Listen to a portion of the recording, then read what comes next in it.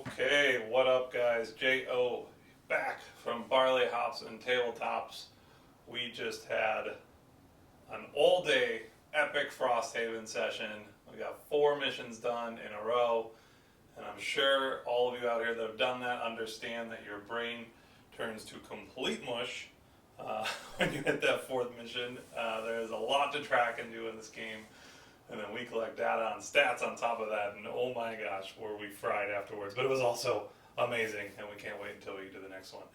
That is a side note. Today we're here to talk about the Bannerspear. This is a level 1 script we've developed. I'm just going to preface this and say that the Bannerspear is probably the least likely to stick to their script. I know historically we've said we can stick to it about 80% of the time. That is generally hold true for almost all characters. The Bannerspear is so reliant on the board state and the game state you're currently in that you need to adjust based on that. So take this with a grain of salt. I hope this helps set you up. There's lots of times you can move cards back and forth depending on the situation. I just think these cards work well together, and they kind of generally work in this order, and that's how we're going to set this up. So let's dive into the script. So first round, I know Tip of the Spear's Top's a great card, but you really, what I like here is the slower initiative, move 4. Because you want to get yourself in a position to start maximizing your basically multi-attack abilities. So I recommend 67. You're going to do a javelin attack, monsters will move closer to you. This is a great range 3 attack, really good there. And then move 4. I know Javelin generates wind, and a lot of times people will be like, oh, I should use deflecting movement after that. It's really not that great of attack. I know it's an attack 2, it adds +1 in advantage, which, I guess you could say is basically an attack 4. But you're better off doing this next, because you can get 2 attacks off, 3 and 3, which is 6. And I know that you generate the wind here, but it's really not worth it. I think it's more of a trap. And that's leading into round 2. So you can go really fast, put your summon in play as the blue, and then you can hit at least 2 monsters, maybe 3, and that's why you wanted to go late here. That initiative weaving is really going to help you to set that up, so you can kind of get that going there. Then you have the summon on the board, which is great. He's in a kind of protected spot, so most likely he's not going to die with his very weak health pool, which then sets you up for round 3, which I like here. You can move your summon into position here. If you look, you can move him up here. If this guy dies, or if this guy's still open, you can move him here and attack him. If this guy's still here, you can move him and attack him. Otherwise, you can move him up here and attack this person. So usually round 3 is the cleanup round, so this is a good card for cleanup. And then move 4 to get yourself into position for the next set of monsters, or wherever they are. Maybe they're ranged or something like that. You're also going wildly fast, so the odds are you're going to get this off, which is great, and kill those monsters ahead of time.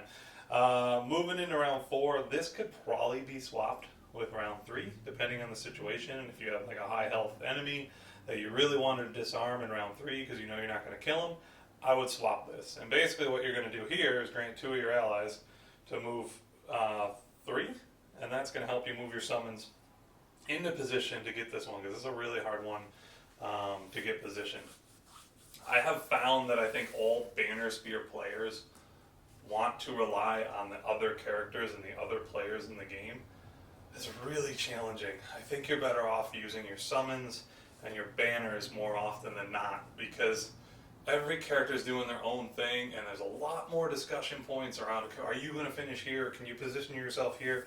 Every once in a while you will get that help. It's a little easier with characters that have summons, like the Necromancer and things like that, but overall, like, you have the tools to set this up yourself, and if you don't use them, which I didn't when I first played the Bannerspear, it was really dumb. The Bannerspear is insanely weak then.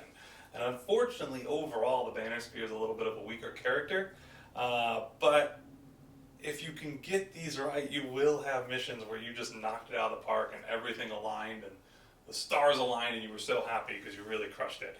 And I think whatever you can do in your power to make that more likely with summons and banners is going to make this Bannerspear better. So anyways, either round 4 or 5 here, you use this bottom here, move your allies into place, get the top of Rallying Cry. This card's amazing. A 3 attack with a disarm is just so powerful, plus you get an experience and it's a non-loss. Great card there. Again, fit these in where you will. I think sometimes this could be better here. Just depends on the board state. And then for the 5th round, this is kind of an option. I can see arguments for either picking Driving Inspiration or Incendiary Throw. Torchbearer is pretty good.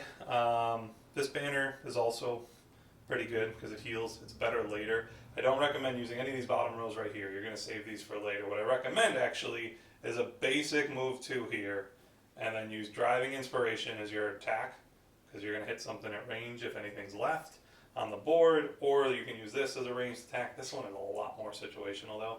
The bleed's great, but it's really a lot tougher to get off. The reason I put both these cards here is because of what you're going to do in the future. You need to think about. Would you rather have the Banner of Hope in the second room, or do you want the Torchbearer in the second room?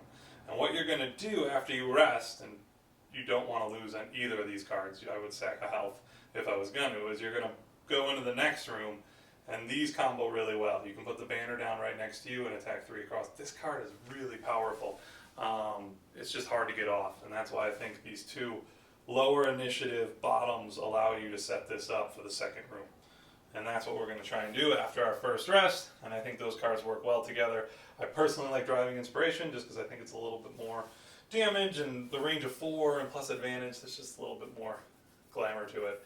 But I will admit that the Torchbearer is better than the Banner of Hope, because the Banner of Hope doesn't move. Torchbearer does and could help set you up for later things. But again, that's not till after your first rest. For the 5th round, basic move and one of these top row attacks. You'll swap that after your rest. Alright guys, that's the Bannerspear. Let us know what you think in the comments. Till next time, peace!